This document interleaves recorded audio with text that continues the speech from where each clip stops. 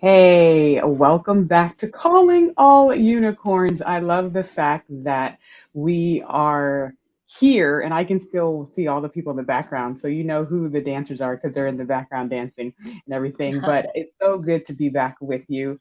We missed you last month, but here we are with the amazing host for Calling All Unicorns, where creativity is good for business.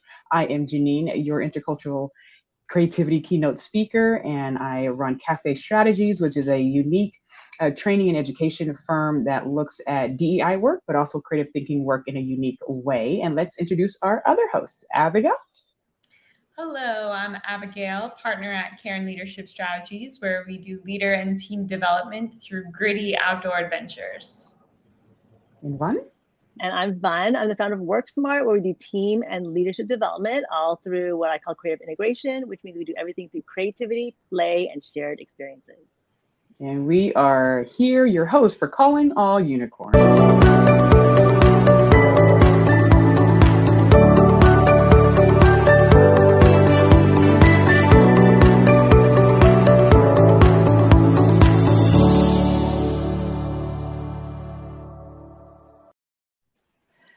Awesome. I love our little video. I know. It makes me happy. I wish it was longer. So, of course, we always have just a wonderful, amazing guest that really just give a unique perspective to how people are adding creativity into the world of business, education, healthcare, and all the environments that you find our work in. And today is no different. We have Bradley Rapier. He is an amazing force in the corporate and education world when it comes to really thinking about how to engage all of these new concepts that we're engaging with in order to build our businesses in a new way. Bradley grew up an energetic high achiever, but high grades did not bring direction. Athletic success did not secure an identity for him, and his family dysfunction blasted holes in his stability. His path changed dramatically when he discovered street dance culture and the transformative qualities of freestyle. Now, using his dynamic life experiences and powerful analogies from the art form, Bradley activates and guides audiences from all over the world, from corporate to education to all the fields that he's in, into something that he's calling the groove theory. It's a mindset methodology that's breaking people from all levels, leadership to the first day onboarding levels, into free of insecurity, free of restrictive mindset beliefs, and inviting them into the groove beyond the obstacles of life. But before we hear from Brad, let's see what he can do.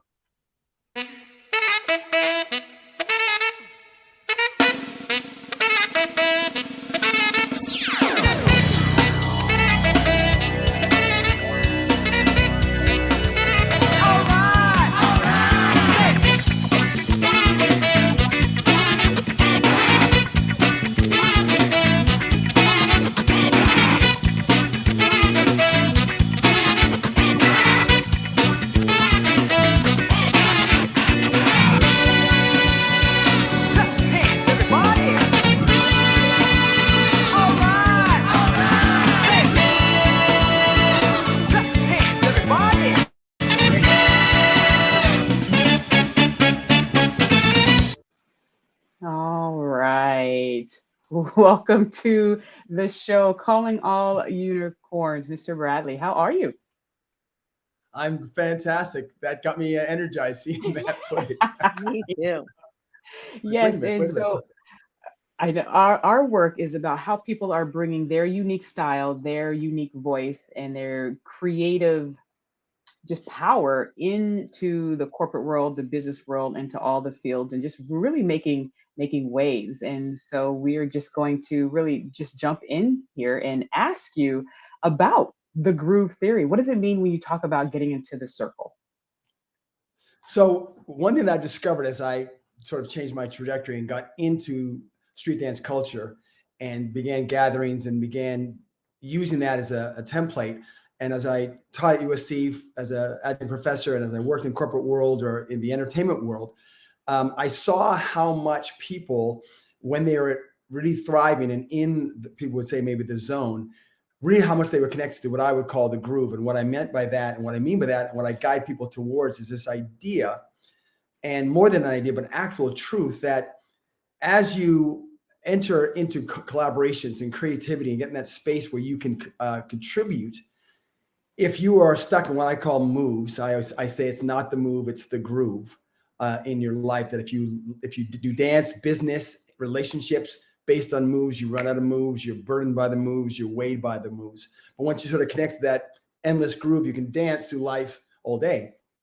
And so to get in the groove is a process. And I do activations and sessions to bring people of all types towards that, individuals and teams.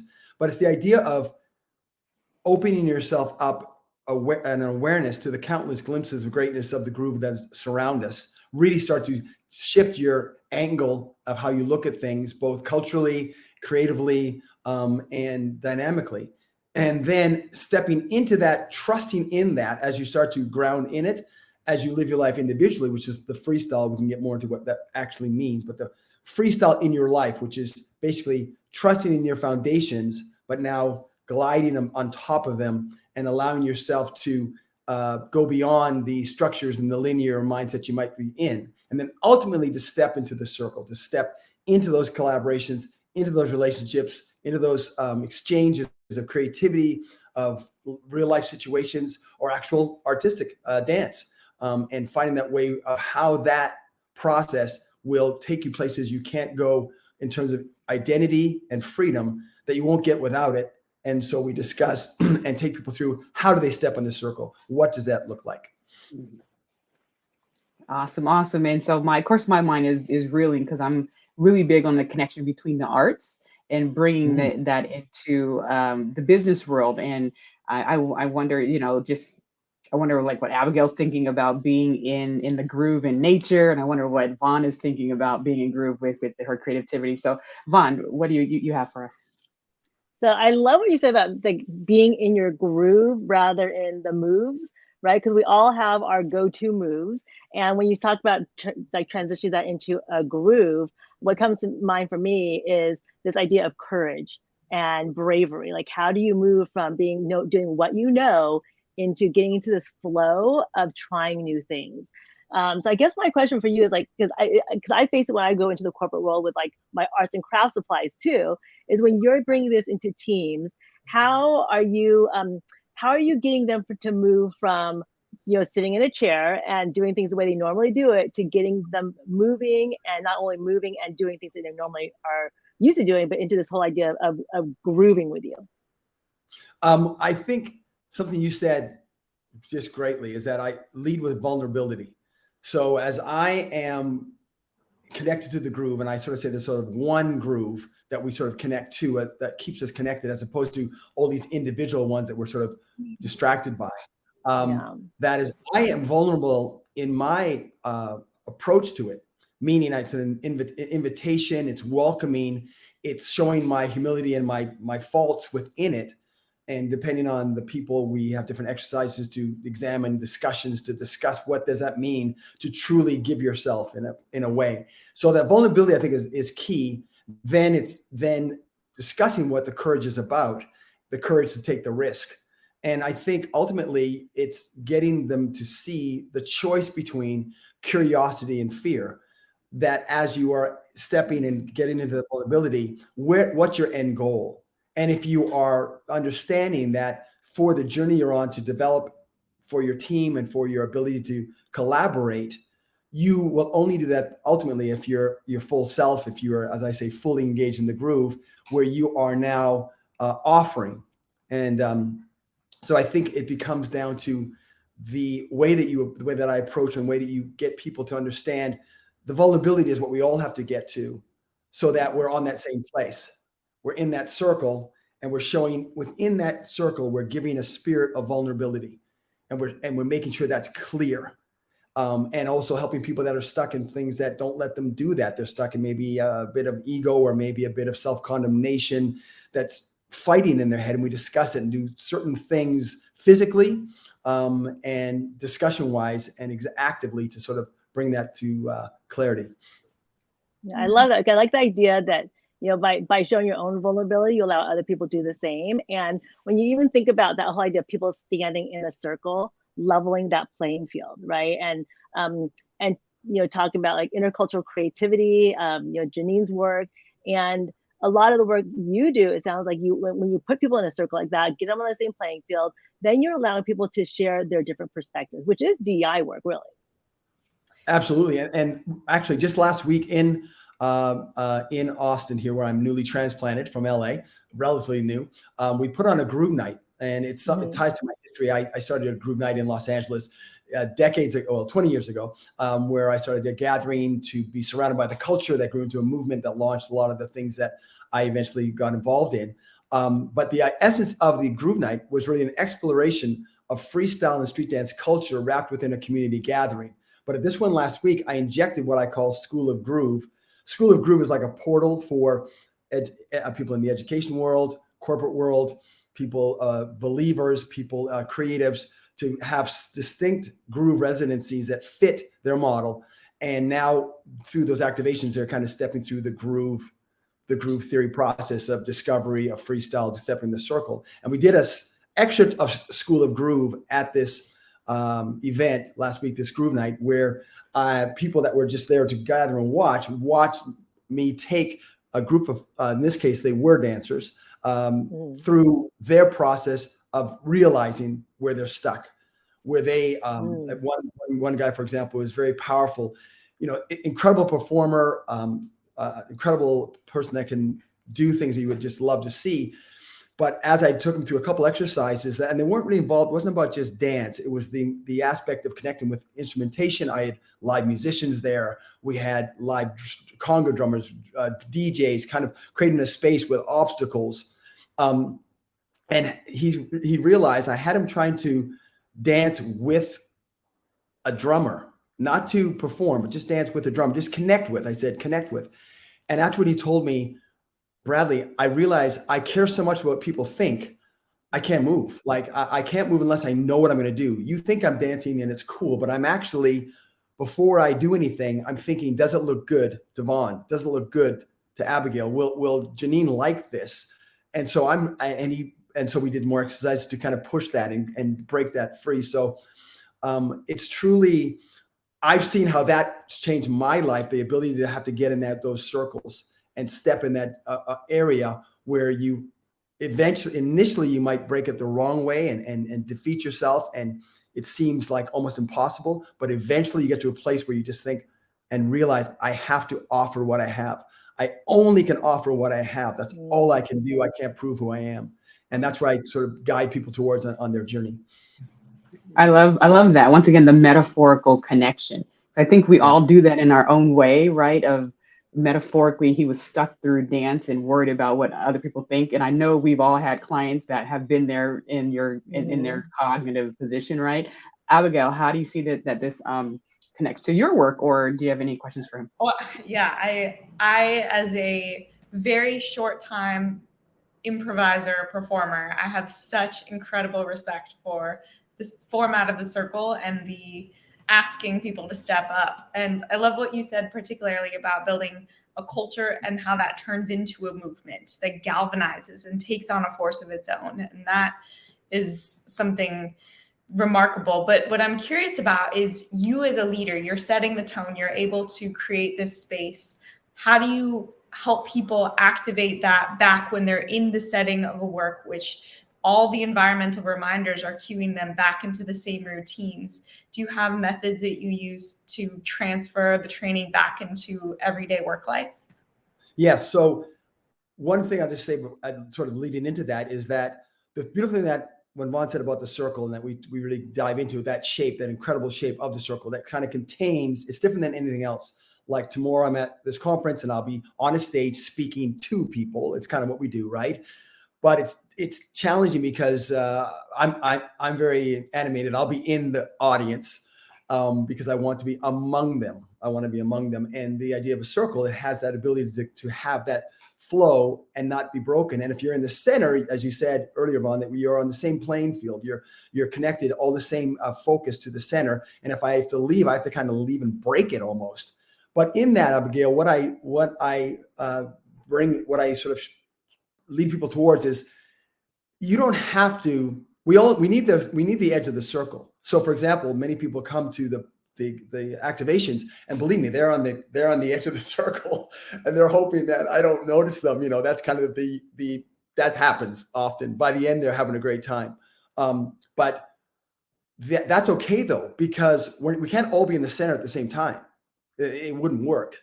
It's like a jazz band. You have to sort of sense when you're ready to go, or you're ready to join the conversation. You're ready to add an idea creatively. It's time for to speak from the presentation.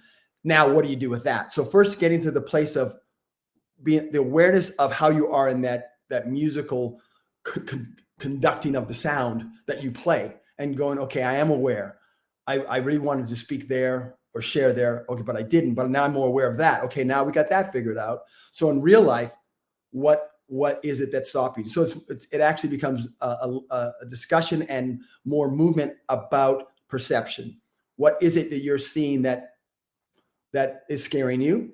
And then the practical applications, for example, is understanding how much grace we give others that we don't give ourselves. So I'll have someone step maybe not fully in and say, do you understand right now, as you came in, all of us were waiting for you to come in. And as you did, we're like, we're excited, right? We're kind of, we're on Abigail's side. You're thinking I suck, or whatever you're thinking, whatever horrible, unfortunate things we go through in our mind. Yeah, all that stuff. But the reality is, if you watch someone else enter, if Vaughn enters, we're going, oh man, Vaughn's entering. Oh man. And we're like, oh, and then if she fell, let's say like literally, if she fell down. No, I might really fall down.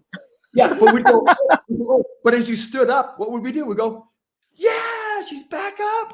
Like, so it's also involving sort of some of the exercises show a mirroring of what we allow others, and then placing that back on ourselves and saying, now let's see you give yourself that. Let's try a few steps towards it. Now in real life, are you back to the move mindset? Are you living? The move mindset is where the label I use, where you fall in that place, as you said, to the tried and true, but that doesn't have the ability to sustain the contact, right? What it means is, like, for example, in dance, I enter the circle, I do a backflip, right? That's what I know. And so that's cool, but then I'm hoping that's going to keep them clapping while I'm going, okay, next, I do the worm. You know what I mean? But if I just know all I have to do is stay connected to who I am, which might be very still, and be true to that, the groove is the dance, the groove is the collaboration, the groove is the conversation, meaning I don't have to do more than that. I have to rest in it. And as I do, the moves will come out of it. There's no move without the groove. So that was a long answer to say there's aspects that I have them mirror, and then go back to the discussions of what it is in the real life, and have them now start becoming aware of the mindsets they're falling into. And then now also that grace to play and have fun with yourself.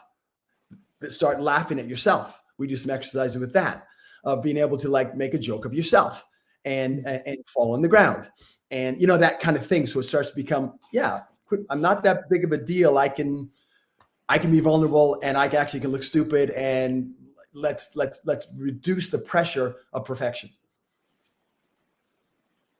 Wow, there's a ton to unpack there. I love all the tools and the metaphors, like Janine mentioned.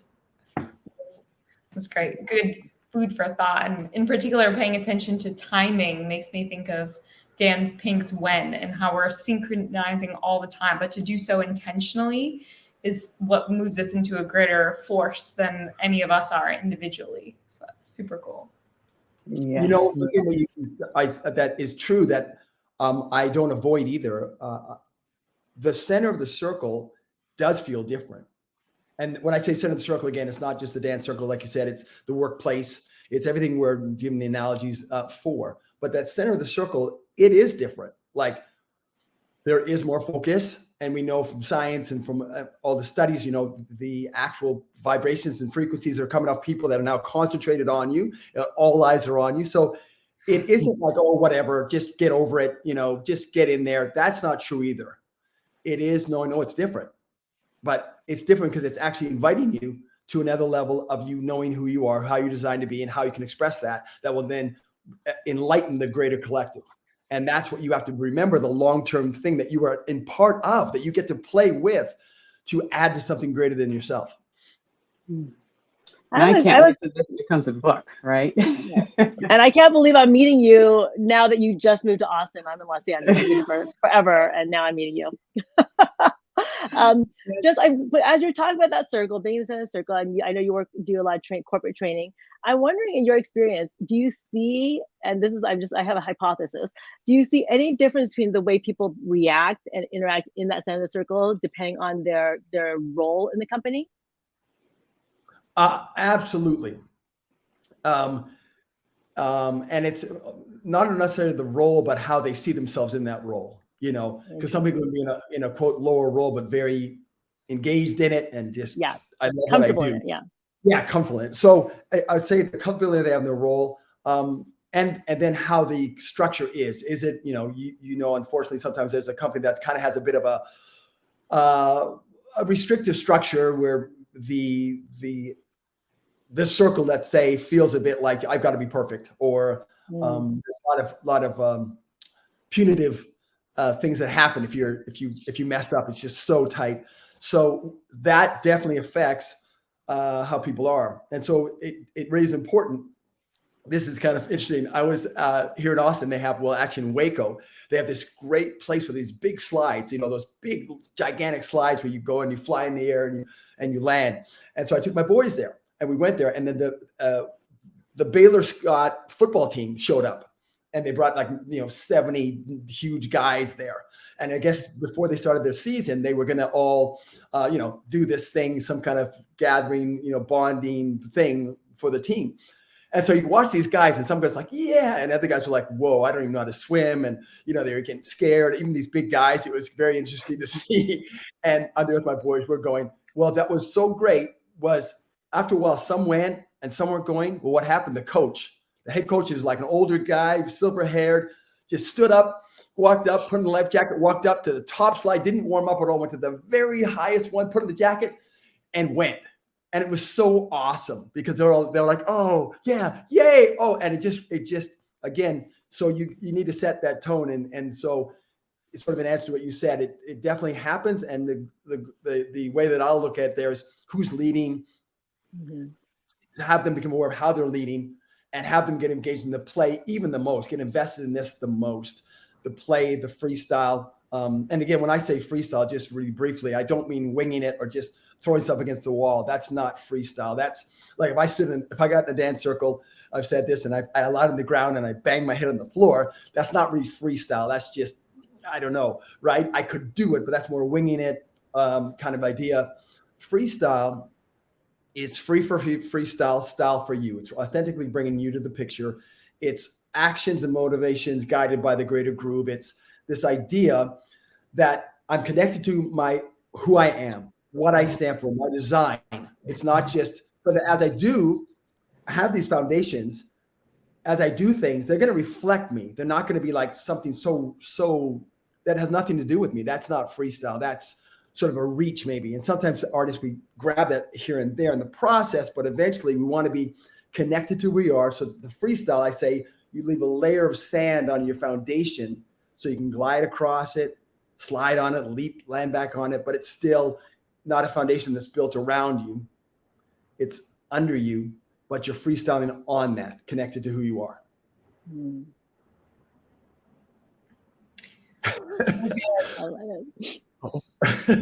I'm grateful for the recognition of permission and psychological safety. I think that's a common theme in all of our work. I'm taking people to climb a mountain. Van's asking to put together with Legos in this setting that seems innocuous and fun, but there's so much underneath what we're asking people to do. So guiding the leader to take the big first leap is huge.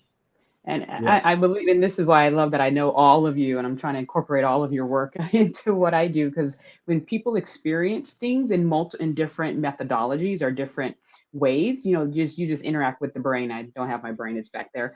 Hopefully, you have your brain, but it just really dives in the message deeper when they can experience through the concept of dance, and when they're outside, and when they're manipulatives in front of them, but the underlying lesson is still there, of that transformational journey that people on, and at every level. And I love that you really attach us to every level. So as we get ready to close, I was thinking that our last our activity before we share what we're doing in the world, or actually, let's end with activity. So we're going to say thank you, Bradley, for being on the show. What we do is we end with, what is going on in your world?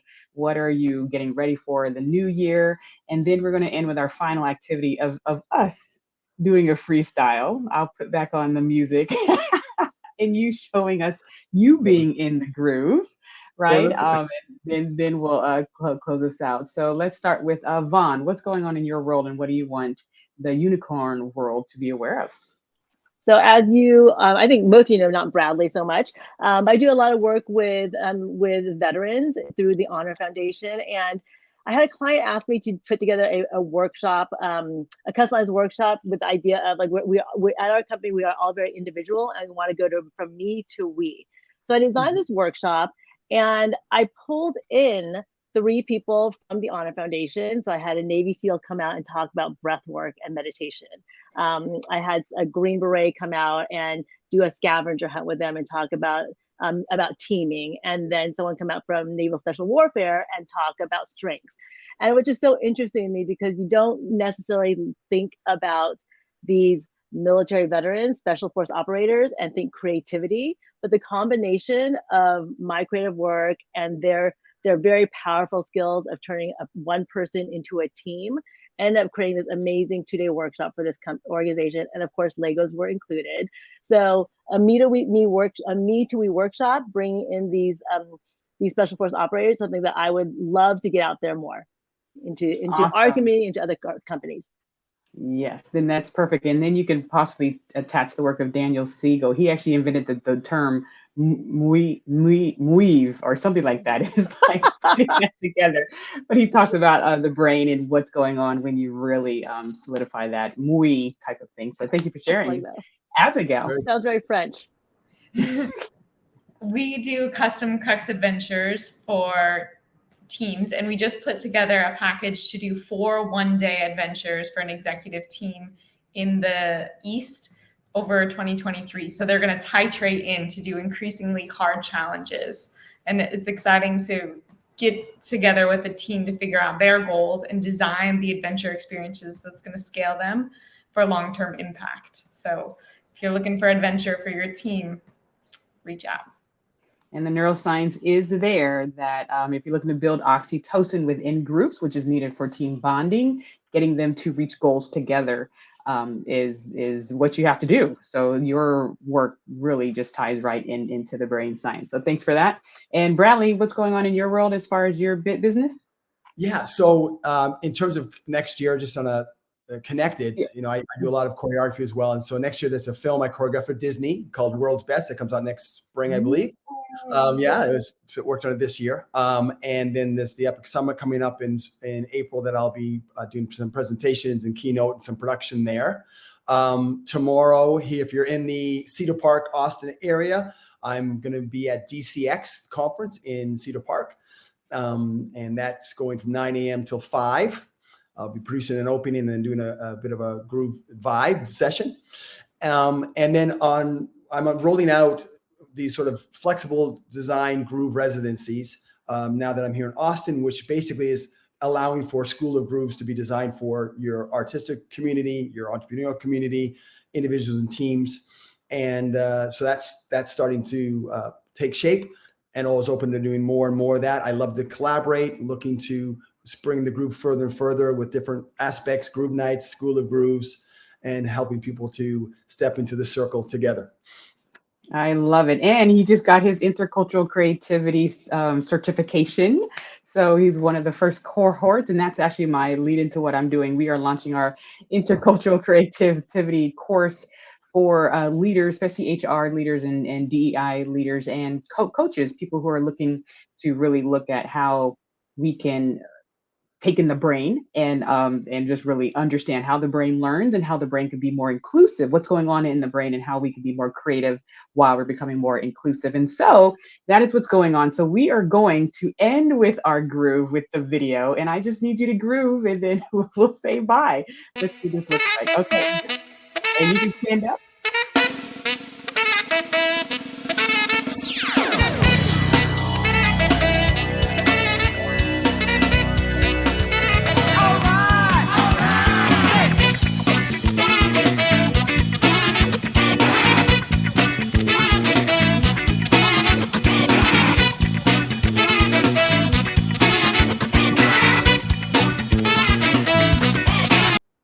All right, I thought that was fun. Yeah, and as my son says, you're in pose. Right, he's like doing to the in pose. All right, so thank you so much, Bradley. Where can people Thanks, find Bradley. out where you are, really quick? Yeah, you can reach me at Bradley Rapier. My name, either Instagram, LinkedIn. I have bradleyrapier.com as well. And if you're interested in going to DCX conference tomorrow, that's at DCX Community on Instagram. You can get tickets through that. Wonderful. Well, we are all active on LinkedIn, so please connect with us there, and Yes. we will see you next time. Don't forget to stay in the groove and be a unicorn.